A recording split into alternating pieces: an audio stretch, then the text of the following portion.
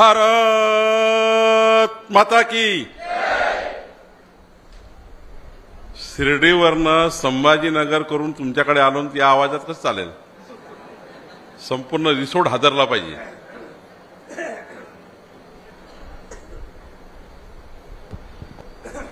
भारत माता की वंदे छत्रपती शिवाजी महाराज की, महामानव डॉक्टर बाबासाहेब आंबेडकर की जय श्रीराम। हर हर हर हर सातारकर महाराज की। आता बरं वाटतं। व्यासपीठावर उपस्थित भारतीय जनता पक्षाचे ज्येष्ठ नेते आणि मी मागचे 3 महिने ज्यांच्या डोळ्यात डोळे मिळवू शकत नाही, डोळ्यात डोळे मिळवू शकत नाही आणि त्यांना दिलेला शब्द आम्ही पूर्ण करू शकलो नाही, त्यामुळं माझ्यासारख्या कार्यकर्त्याची खाली मान आहे आणि आपल्या सर्वांच्या हृदयात ज्यांच्याकरता अत्यंत महत्त्वाचं आदराचं स्थान आहे असे माननीय अनंतरावजी देशमुख साहेब, आपल्या पक्षाचे नेते आणि माननीय प्रधानमंत्री नरेंद्र मोदीजी यांचे लाडके खासदार माननीय अनुभव धोत्रेजी, आपले आमदार श्यामभाऊ खोडेजी, आमदार सईताई डहाकेजी, आपले जिल्हाध्यक्ष श्यामबाबू बडेजी, या संकल्प मेळाव्याचे आणि या संकल्प सभेचे प्रमुख ज्यांनी आपल्या सर्वांना या ठिकाणी निमंत्रित केलं असे आमचे पक्षाचे नेते नकुलदादा देशमुखजी, विजयमाला आसनकरजी, श्यामभाऊ उगलेजी, अमृताताई देशमुख, वामनरावजी देशमुख, डॉक्टर राजू काळे, राहुलजी तुपसांडे, गजाननजी देवडे, बाळासाहेबजी खरात, पुरुषोत्तमजी चितलांगे, सुरेशजी मुंडे, गजानराव पाचरणे, राजूभाऊ देशमुख, वसंतराव विटणकर, राजेशजी भारती, मायाताई वाघमारे, प्रदीपजी देशमुख, अनेक मान्यवर खाली बसलेले आहेत ज्यांचा आज पक्षप्रवेश झाला। अनेक मान्यवर या ठिकाणी, आमच्या लाडक्या बहिणी, आमचे लाडके भाऊ या ठिकाणी आहे। मी सर्वांचे नाव घेऊ शकलो नाही, त्याबद्दल क्षमा मागतो, कारण माझी काही चूक नाही, लिहून देणाऱ्याची चूक आहे। त्यांनी अर्धेच नाव का लिहिलं मला माहिती नाही, आमचा पीएला पूर्ण माहिती नाही इकडली, म्हणून त्यांनी अर्धे नाव लिहिले। खरं तर मी तुमची मनापासून हृदयापासून क्षमा मागतो, माफी मागतो। मी बरोबर 3 वाजता येणार होतो। मी रात्री शिर्डीला गेलो, शिर्डीमध्ये एक कार्यक्रम होता, शनी शिंगणापूरला गेलो, तिकडे माझ्या मुलीच्या वाढदिवसाचा एक कार्यक्रम होता। आज सकाळी लवकर निघालो, पण आपले पक्षाचे राष्ट्रीय अध्यक्ष जगतप्रसाद नड्डाजी आज संभाजीनगरला आले आणि माझ्या मनात धडकीच भरली की मी जर दिवसभर माननीय नड्डाजीसोबत राहिलो, कारण ते 7 वाजेपर्यंत संभाजीनगरला आहे, माननीय देवेंद्रजी संभाजीनगरला आहे, राष्ट्रीय अध्यक्ष आल्यानंतर पक्षाच्या महाराष्ट्राच्या अध्यक्षांनी राष्ट्रीय अध्यक्षासोबत राहावं लागतं, हा नियमित प्रोटोकॉल आहे। मी आल्यानंतर इथला जिल्हाध्यक्ष राहावं लागतो, कारण मी प्रदेशाध्यक्ष आहे। जिल्हाध्यक्षाला वाटतं की मी राहिलोच पाहिजे, कारण तो प्रोटोकॉलच आहे। पण मी माननीय नड्डाजींना एक विनंती केली की आमचे ज्येष्ठ नेते अनंतरावजी देशमुख साहेबांनी असा एक कार्यक्रम ठेवला आहे, त्या कार्यक्रमाला मला जाण्याची परवानगी आपण द्यावी। मला माननीय राष्ट्रीय अध्यक्षांनी त्यांचे कार्यक्रम सोडून मला जाण्याची परवानगी दिली आणि म्हणूनच मी या ठिकाणी आज रिसोडला पोहोचू शकलो। खऱ्या अर्थाने माझ्या मनात होतं, पण त्या ठिकाणी थोडा उशीर झाला। आज या ठिकाणी ही गोष्ट खरी आहे की रिसोड मालेगाव मतदारसंघामध्ये वाशिम जिल्ह्यामध्ये भारतीय जनता पार्टी मजबूतीने पुढे जात आहे। आज मला या ठिकाणी अभिमान आहे की महाराष्ट्रामध्ये आज भारतीय जनता पार्टीचे 1,50,00,000 सदस्य पूर्ण झाले। 1,50,00,000 सदस्य संख्या असलेली भारतीय जनता पार्टी ही महाराष्ट्रातली सर्वात मोठी पार्टी आहे, ज्या पार्टीला 1,50,00,000 लोकांनी सदस्यता ग्रहण केली। 1,50,00,000 जनतेच्या मोबाईलवर आमचं आय कार्ड आहे आणि भारतीय जनता पार्टीमध्ये आज 1,42,00,000 लोकांनी सक्रिय सदस्यता नोंदवली।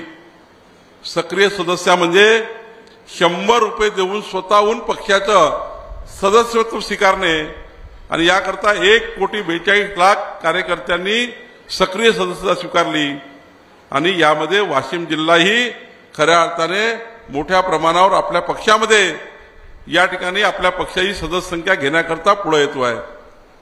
एवढंच नाही, या महाराष्ट्रामध्ये 1,186 बूथवर भारतीय जनता पक्षाचे बूथ अध्यक्ष नियुक्त झाले। एवढंच नाही तर 1280 तालुक्यामध्ये आता तालुका अध्यक्ष आले आहेत। लवकरच 2 तारखेपर्यंत आपल्या जिल्ह्याचे अध्यक्ष येतील। आपलं संघटन पर्व चालू आहे आणि हे संघटन पर्व सुरू असताना मला नकुलजींनी म्हटलं, अनंतरावजींनी म्हटलं, एक आम्हाला रिसोर्टमध्ये आपला कार्यक्रम पाहिजे आहे, ज्यातनं आमची संघटना आम्हाला या संघटन पर्वामध्ये मजबूत करायची आहे, मुख्य प्रवाहात आणायची आहे। खऱ्या अर्थाने या ठिकाणी मला अभिमान आहे की माननीय अनंतराव देशमुखजींच्या नेतृत्वामध्ये आपण वर्षानुवर्ष, म्हणजे मला अभिमान आहे की 28 वर्ष पद नसताना, कुठली आमदार खासदारकी घरात नसताना तुमच्यासारख्या कार्यकर्त्याचं हृदय ज्या व्यक्तीने बांधून ठेवलं आहे असं नेतृत्व या ठिकाणी अनंतराव देशमुखजी आहे। बंधू भगिनींनो, मी आधीच का म्हटलं, आधीच म्हटलं की माझ्यासारख्या कार्यकर्त्याची मान ही खाली आहे, कारण मी आणि माननीय देवेंद्रजींनी हा शब्द दिला होता की अनंतरावजी तुम्ही आपल्या संपूर्ण चाहत्यासोबत, तुमच्या सर्वांसोबत भारतीय जनता पार्टीत पक्षप्रवेश करा। माननीय अनंतरावजींनी आमचं म्हणणं ऐकलं। 10,000 लोकांचा मोठा मेळावा झाला, 20,000 त्यावर लोक होते। मला वाटलं 10,000 लोक येतील, मी आलो त्या कार्यक्रमाला। 20,000 लोकांसहित भारतीय जनता पार्टीत अनंतरावजींनी, नकुलनी आणि साऱ्यांनी पक्षप्रवेश केला। अनंतरावजी, आम्ही दोघेही जण शेवटच्या क्षणापर्यंत, ज्या दिवशी तारीख होती शेवटच्या 2 वाजेपर्यंत तुमचा फॉर्म भरण्याकरता आमच्याजवळ एबी फॉर्म होता। शेवटी राष्ट्रीय अध्यक्ष यांनी मान्यता दिली होती की तुम्ही निर्णय करा, पण महायुतीच्या राजकारणामध्ये काही गोष्टी घडल्या, त्या ठिकाणी सांगण्यायोग्य नाही आहे। कधी वेळ पडली तर नक्की सांगेल, पण या ठिकाणी 2:45 वाजेपर्यंत माझ्या मनात होतं की माननीय अनंतरावजी आपल्याला एबी फॉर्म दिला पाहिजे। माननीय देवेंद्रजींनी तर खऱ्या अर्थाने त्यांच्या चेहऱ्यावर प्रचंड नाराजी होती, प्रचंड त्या ठिकाणी अस्वस्थता होती की ज्या व्यक्तीला आपण 20,000 कार्यकर्त्यासमोर शब्द दिला आहे, कारण महायुतीच्या राजकारणामध्ये काही गोष्टी घडल्या, काही सीट आपल्याला द्याव्या लागल्या। शेवटी राजकारणामध्ये महायुती महत्वाची आहे आणि म्हणून आम्हाला माननीय अनंतरावजी शब्द पूर्ण करता आला नाही, त्याबद्दल मी सर्वप्रथम आपली क्षमा मागतो। खऱ्या अर्थाने पक्षाचा अध्यक्ष म्हणून माननीय देवेंद्रजी आणि मी आपला शब्द पूर्ण करू शकलो नाही। खरं तर आपल्या सर्वांच्या आशीर्वादाने महाराष्ट्रामध्ये आपलं सरकार आलं। आपण 149 सीट लढल्या, 149 पैकी 132 आमदार झाले। आपल्याकडे 5 आमदार वेगळे, ज्याला आपण आपल्या पक्षाचं सहयोगी दिलं। रवी राणा आणि 5 लोक आपले निवडून आले, 137 सीट आपल्या निवडून आल्या। बंधू भगिनींनो, आपलं सरकार आलं आणि आज तर माननीय प्रधानमंत्री मोदींच्या नेतृत्वामध्ये केंद्रामध्ये आपलं सरकार आपण सर्वांनी निवडून दिलं, अनुपला आपण निवडून दिलं। एकीकडे महाराष्ट्रामध्ये आपलं सरकार आलं, महायुतीचं सरकार आलं।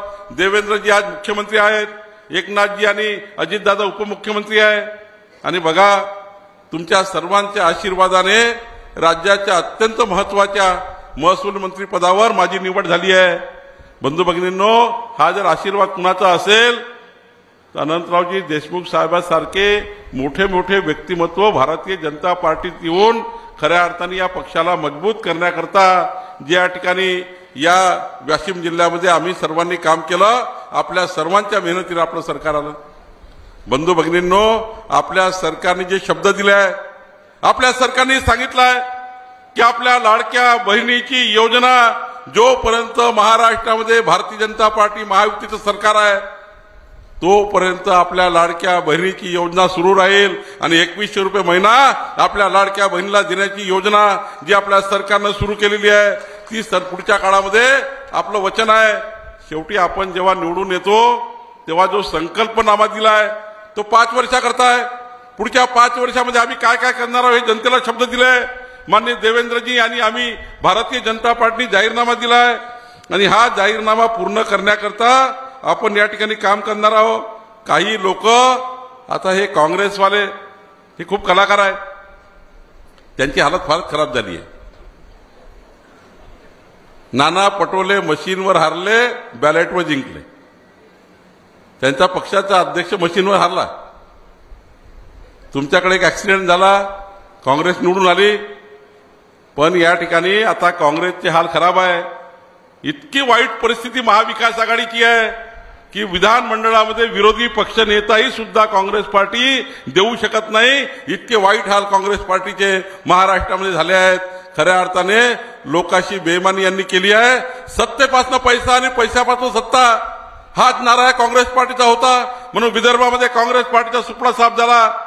आज आपलं सरकार आलं, माननीय प्रधानमंत्री मोदीजींनी खऱ्या अर्थाने बघा, परवा ज्या पद्धतीने 26-28 लोकांना त्या ठिकाणी निरपराध लोकांना मारून टाकलं, आपण विचार करू शकता।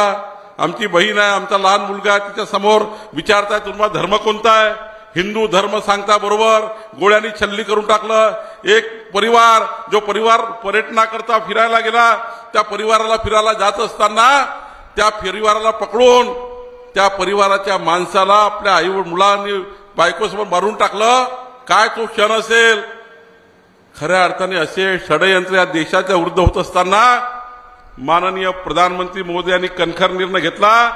आता पाकिस्तानमधला एकही व्यक्ती भारत देशात राहणार नाही, पाकिस्तानमधला एकही व्यक्ती भारत देशात राहणार नाही, हा निर्णय माननीय मोदीजींनी घेतला।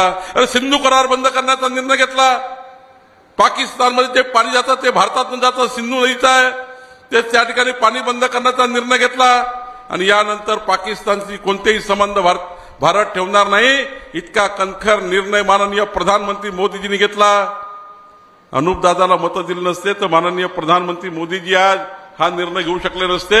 या देशाच्या रक्षणाकरता, या राष्ट्राच्या कल्याणाकरता माननीय प्रधानमंत्री मोदीजींनी संपूर्ण पाकिस्तानला बॅन करून टाकलं। खऱ्या अर्थाने या देशाला मजबूत करण्याचं काम माननीय प्रधानमंत्री मोदीजी करताय। एकीकडे देशाचं सरकार मोदीजी, दुसरीकडे या राज्याचे नेते मुख्यमंत्री एकनाथ माननीय देवेंद्र फडणवीसजी, हे डबल इंजिन सरकार महाराष्ट्रात आलं आहे आणि या डबल इंजिन सरकारची भूमिका आहे। आमच्या लाडक्या बहिणीचा मी उल्लेख केला, आमच्या लाडक्या बहिणीची योजना सुरूच राहणार आहे, पण अनंतरावजी आम्ही ठरवलं आहे की पुढचे 5 वर्ष शेतकऱ्याच्या शेतात एकही रुपयाचं वीज बिल येणार नाही, शून्य वीज बिल शेतकऱ्याच्या शेतामध्ये येईल, एकही रुपयाचं वीज बिल येणार नाही।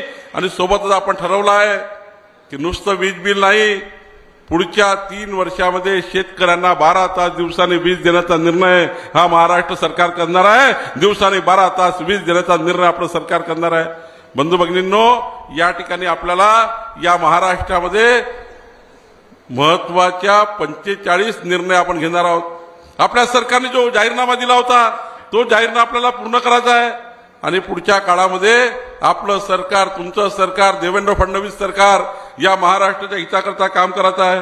आणि म्हणून हे करत असताना आपल्या सर्वांना माझी विनंती आहे, ज्या 28 वर्षापासून, 30 वर्षापासून, 35 वर्षापासून अनंतरावच्या मागे आपण, आपल्या या परिवाराच्या मागे, नकुलच्या मागे ज्या पद्धतीने आपण ताकद उभी केली आहे, ही ताकद खुल्या अर्थाने विकासाची ताकद आहे।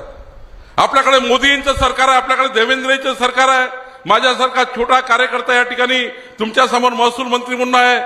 या विदर्भाला महसूल मंत्री पद अत्यंत महत्वाचं पद माननीय देवेंद्रजी आपल्या सरकारने दिलं, देवेंद्रजींनी आणि आपल्या भारतीय जनता पार्टीचे नेते मोदीजी, अमितभाई नड्डाजी, आपल्या सर्व नेत्यांनी दिलेलं आहे। आणि हे पद काही शोभेचं नाही आहे।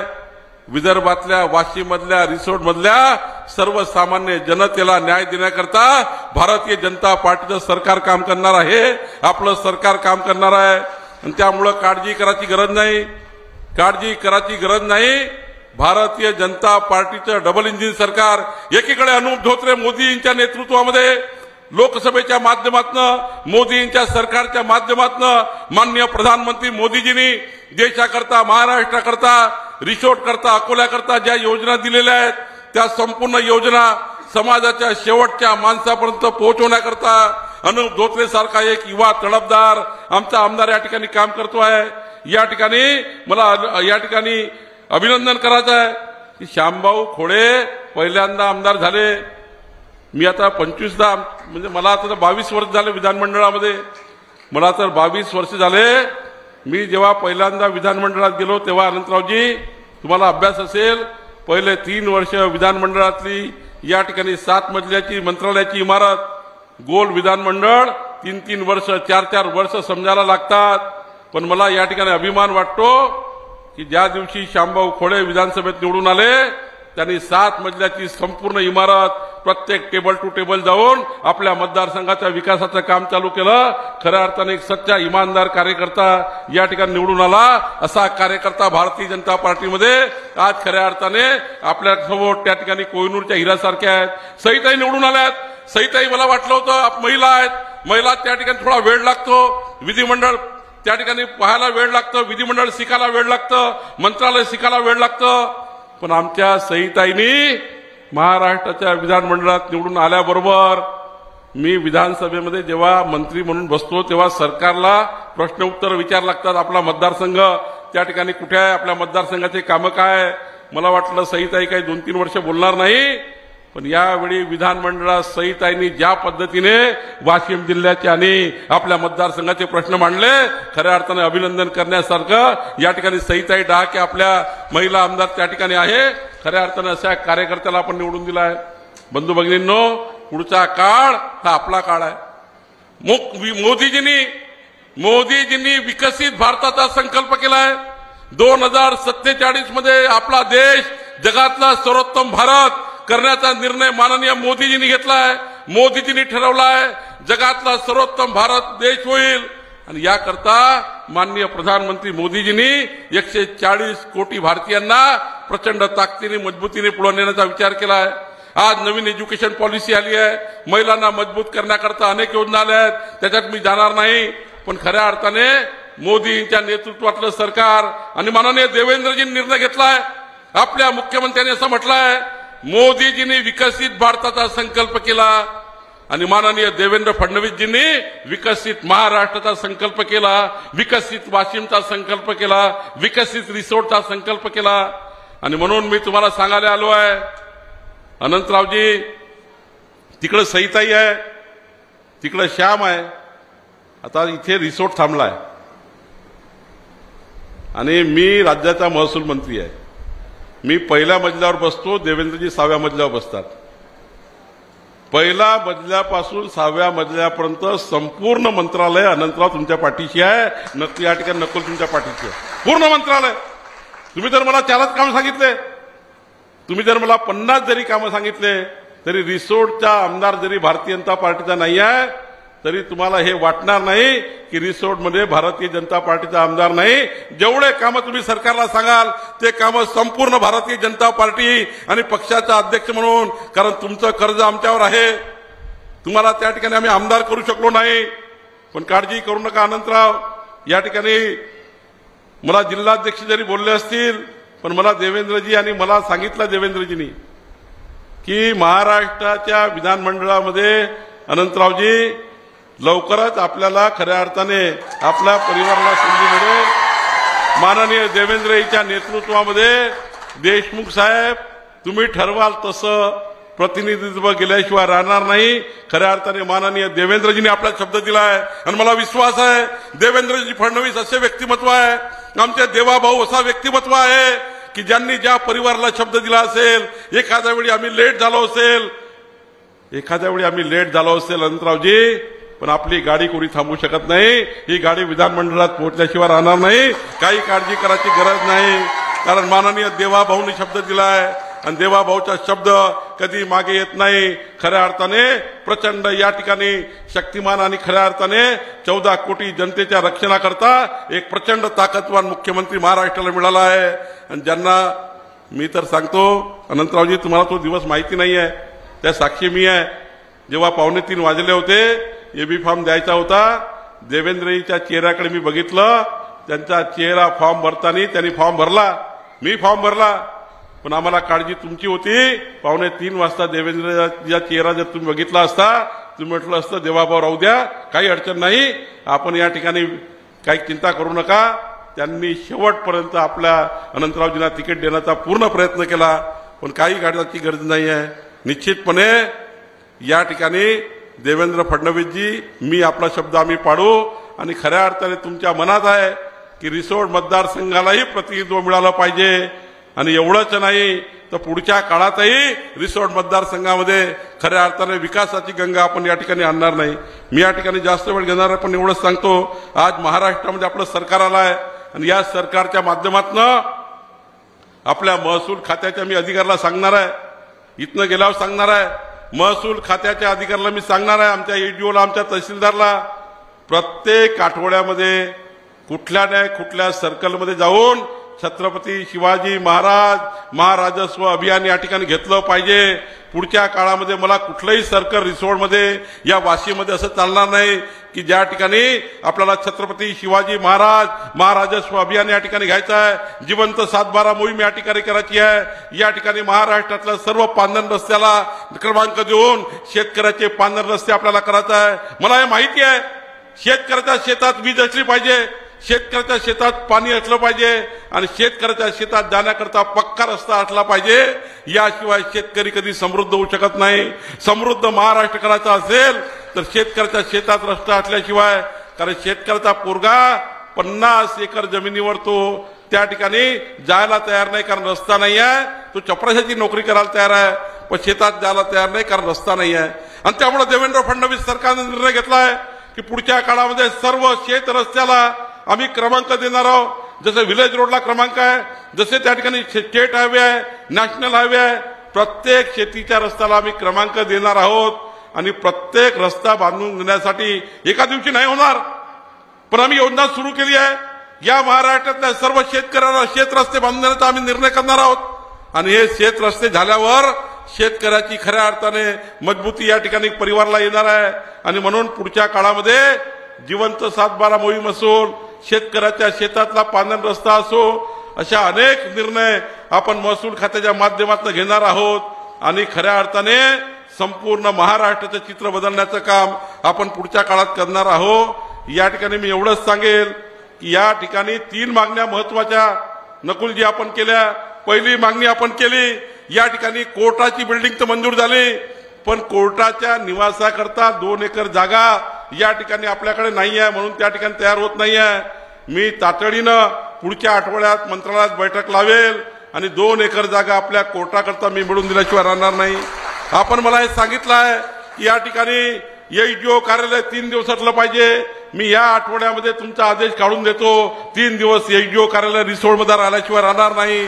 तुम्ही मला सांगितलं कुंभार समाजाकरता या ठिकाणी जागा मिळाली पाहिजे, ती जागा आपण मिळवून देण्याचा प्रयत्न करू. आणि या रिसोड शहरातल्या नगरपालिकेमध्ये जे नजूलमध्ये राहणारे लोक आहे, त्या संपूर्ण लोकांना पट्टे वाटप करण्याकरता मी त्या ठिकाणी स्वतः पुढाकार घेऊन पट्टे वाटप करण्याकरता मी आल्याशिवाय राहणार नाही. आपण काळजी करू नका.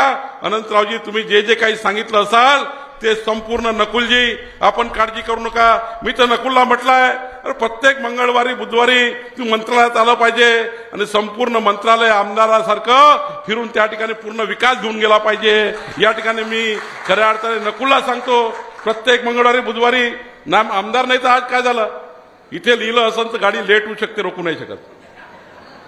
अनंतरावजी, इथे लिहिलं असेल ना, गाडी लेट होते, रोखत नाही शकत.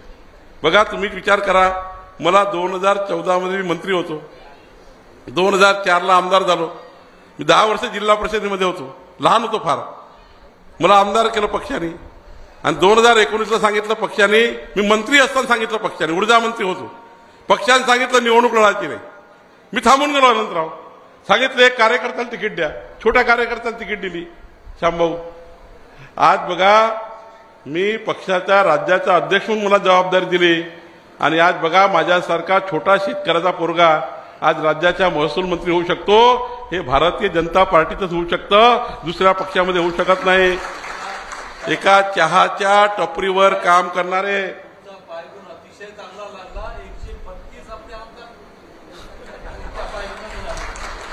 एक बघा, एक चहाच्या टपरीवर काम करणारे माननीय प्रधानमंत्री मोदीजी आज देशाचे पंतप्रधान झाले। चहाच्या टपरीवर काम करणारा एक कार्यकर्ता छोटा आज देशाचे पंतप्रधान बनू शकले। आणि त्यामुळे काळजी करायची नाही आमच्या लाडक्या बहिणींनो, तुम्ही ज्या भावने करता आलाय की नकुल दादाचं काही ना काही चांगलं झालं पाहिजे, मी या ठिकाणी तुम्हाला वचन देतो माननीय देवेंद्रजी आपल्या सर्वांच्या भावना पूर्ण करतील आणि आपल्या देशमुख परिवाराला, ज्या परिवाराने संपूर्ण जीवन समाजाच्या शेवटच्या व्यक्ती करता, अनंतरावजींनी स्वतः करता कधी काही मागितलं नाही, नकुलने कधी काही मागितलं नाही। नकुल जेव्हा जेव्हा माझ्याशी बोलला फोनवर तेव्हा एकच सांगितलं, माझ्या मतदारसंघातल्या गरीब माणसाच्या कल्याणाकरता मला काम करायचं आहे आणि म्हणून मला बळ पाहिजे आहे। हीच गोष्ट नकुलने मला म्हटली। कधी त्यांनी आपल्या स्वतः करता हे आजकाल तर लोक जशी सत्ता आली तशी कॉलेज शाळा हे ते engineering college, DEd college, BEd college काय काय मागतात, फार्मसी कॉलेज मागतात, नाही तर मग नर्सिंग कॉलेज तरी द्या म्हणतात, नाही शेवटी दारूचं दुकान तरी द्या म्हणतात, नाही तर बिअर बार तरी द्या म्हणतात। सरकार आलं का बिअर बार आला, सरकार आलं का दारूचं दुकान आलं, सरकार आलं की शाळा आली, इंजिनिअरिंग कॉलेज आले। पण मला अभिमान आहे, सातारकर महाराजांसमोर सांगतो, कधी देशमुख परिवाराने कधी या ठिकाणी वाईट व्यसनाचे आणि हे जे धंदे आहे हे कधीच सांगितले नाही। मला सांगितलं माझ्या मतदारसंघातल्या समाजाच्या शेवटच्या गरीब माणसाकरता सत्ता ही साधन आहे, सत्ता ही साधन आहे, सत्ता ही कुलपाची चावी आहे। ही चावी आमच्या मतदारसंघाला तुम्ही उडून द्या आणि आमच्या जनतेचं कल्याण करा, एवढं त्या ठिकाणी माननीय अनंतरावजींनी सांगितलं। सातारकर महाराजांच्या या अदृश्य रूपाने मी तुम्हाला सांगतो, खऱ्या अर्थाने या भागातल्या जनतेचं या ठिकाणी समाधान करण्याकरता निश्चितपणे माननीय देवेंद्रजी योग्य निर्णय घेतील। मी या ठिकाणी आणि मी जमानतदार आहे, देवेंद्रजीला निर्णय करायचा आहे पण मी जमानतदार आहे, मी तुम्हाला जमानत घेतली होती आणि त्यामुळं खऱ्या अर्थाने पूर्ण ताकद या रिसोर्ट मतदारसंघाला देईल। आणि तुम्ही जेव्हा जेव्हा